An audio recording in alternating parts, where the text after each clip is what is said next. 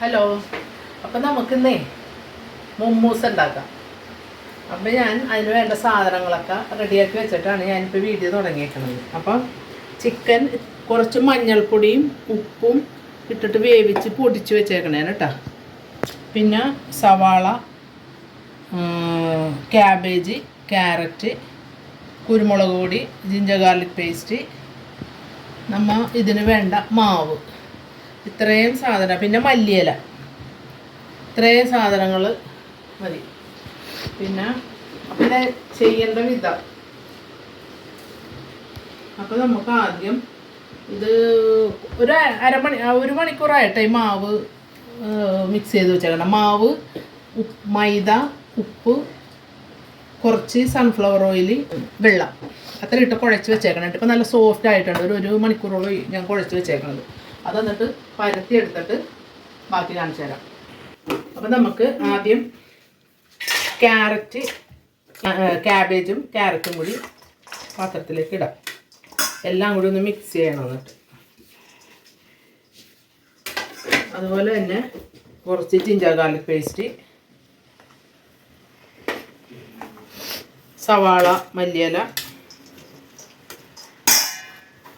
എല്ലാം കൂടി ഇട്ടിട്ട് നല്ലോണം മിക്സ് ചെയ്യണം. ചില ആളുകൾ ചിക്കനാണെങ്കിലും വേവിക്കാതെ പച്ചക്ക് തന്നെ ചതച്ചെടുക്കോട്ടെ. അത് അങ്ങനെ ഞാൻ ചെയ്യാറില്ല, ഞാൻ ഇങ്ങനെ ചെയ്യാറുള്ളത്.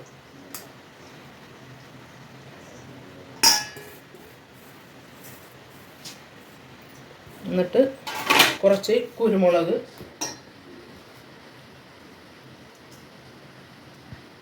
ഒരു 2 ടീസ്പൂൺ കുരുമുളക് ഇട്ടിട്ടുണ്ട് കേട്ടോ.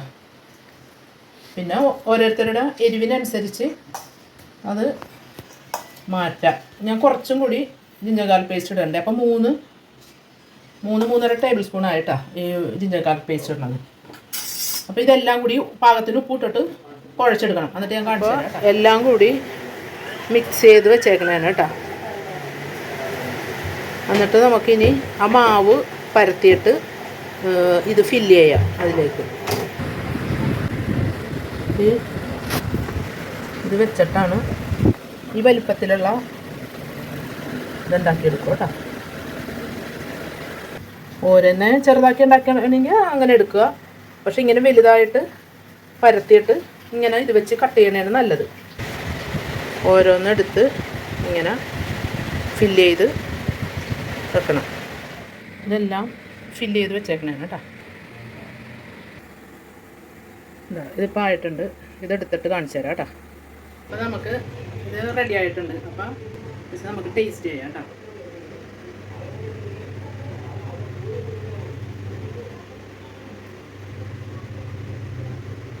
അടിപൊളി, സൂപ്പർ.